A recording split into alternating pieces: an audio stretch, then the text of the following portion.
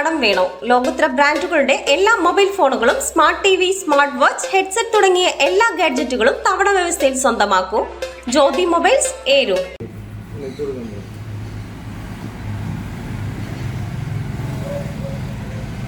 മൊബൈലിന് വെട്ടുപടിച്ച് നോക്കൂ എന്തൊക്കെയാ സാധനങ്ങൾ വേണ്ടത്.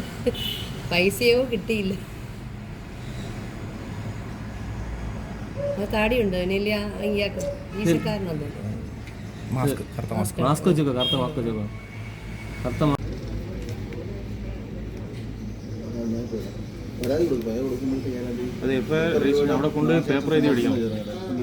സംഭവിച്ചെന്ന് എഴുതണം.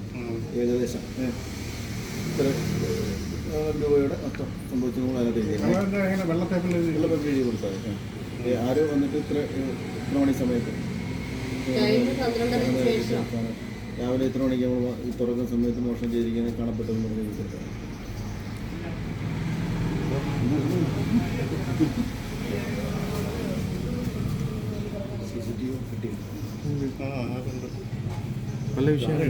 ഏതോ കുടുംബക്കാരനാട്ടോ. അരി സാധനം ഉഴുന്നൊക്കെയാ കൊണ്ടുപോയേക്കുന്നത്. അല്ല അവരെ അതിൽ നിന്ന് കിട്ടുന്നില്ല. ഇത് മൊബൈൽ. അഞ്ചൽ ആലഞ്ചേരിക്ക് സമീപം കൈതാടി സൂപ്പർ മാർക്കറ്റിൽ മോഷണം നടന്നിരിക്കുന്നു. ഇന്നലെ രാത്രിയാണ് മോഷണം നടന്നിരിക്കുന്നത്. സ്ഥാപനത്തിന്റെ ഷട്ടറുകളുടെ പൂട്ടുകളെല്ലാം തകർത്ത് ഉള്ളിൽ കിടന്നാണ് മോഷണം നടത്തിയിരിക്കുന്നത്. മേശയിലുണ്ടായിരുന്ന 1000-ഓളം രൂപയും അണ്ടിപ്പരിപ്പ്, ബദാം, ഡ്രൈ ഫ്രൂട്ട്സ് അടക്കമുള്ള സാധനങ്ങളും മോഷ്ടാക്കൾ കവർന്നു.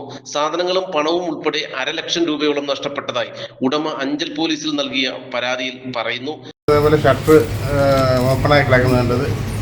അങ്ങനെ പോലീസിനെ വിളിച്ച് പോലീസിൻ്റെ ഇതിലാണ് ഷട്ടർ തുറന്നത്. അന്നതിനകത്ത് പൈസ കുറച്ചല്ലായിരുന്നു, 10,000 രൂപയ്ക്കകത്തുള്ളായിരുന്നു. പക്ഷേ അവർ സാധനങ്ങൾ ഒരുപാട് എടുത്തുകൊണ്ട് പോയിട്ടുണ്ട്. ഏകദേശം 19,000 രൂപയുടെ സാധനം പോയിട്ടുണ്ടായിരുന്നു. ആ ബക്കറ്റിനകത്ത് ഒരു 5 ബക്കറ്റ് സാധനം നിറച്ചവർ കൊണ്ടുപോയി. പോലീസിന് വരാമെന്ന് പറഞ്ഞിട്ടുണ്ട്. കഴിഞ്ഞ കുറച്ചു നാളുകളായി അഞ്ചലിന് സമീപം, പ്രത്യേകിച്ച് ഏരൂർ പോലീസ് സ്റ്റേഷൻ പരിധിയിൽ മോഷ്ടാക്കൾ വിഹരിക്കുകയാണ്. മോഷണം നടന്ന കടകളിൽ വീണ്ടും മോഷണം നടക്കുന്നതും വ്യാപാര സ്ഥാപനങ്ങൾ കേന്ദ്രീകരിച്ചുള്ള തുടർച്ചയായ മോഷണങ്ങളും വ്യാപാരികളെ ആശങ്കയിലാക്കിയിട്ടുണ്ട്. ഏതാനും നാളുകൾക്ക് മുമ്പ് ഏരൂർ പത്തടിയിൽ ഇത്തരത്തിൽ കടകളിൽ തുടർച്ചയായ മോഷണം നടന്നത് പോലീസിന്റെ ജാഗ്രതക്കുറവ് മൂലമാണെന്ന് ആരോപിച്ചുകൊണ്ട് വ്യാപാരികൾ പോലീസിനെതിരെ പരസ്യമായി പ്രതിഷേധിക്കുന്ന സാഹചര്യം വരെ ഉണ്ടായിരുന്നു.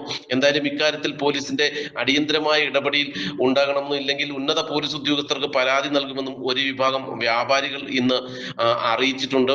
ഇത് സംബന്ധിച്ച ആലോചനകൾക്കായി വ്യാപാരി വ്യവസായിയുടെ പ്രത്യേക യോഗം ചേരുന്നതിനെ കുറിച്ചും ഇവരിപ്പോൾ ആലോചിക്കുകയാണ്.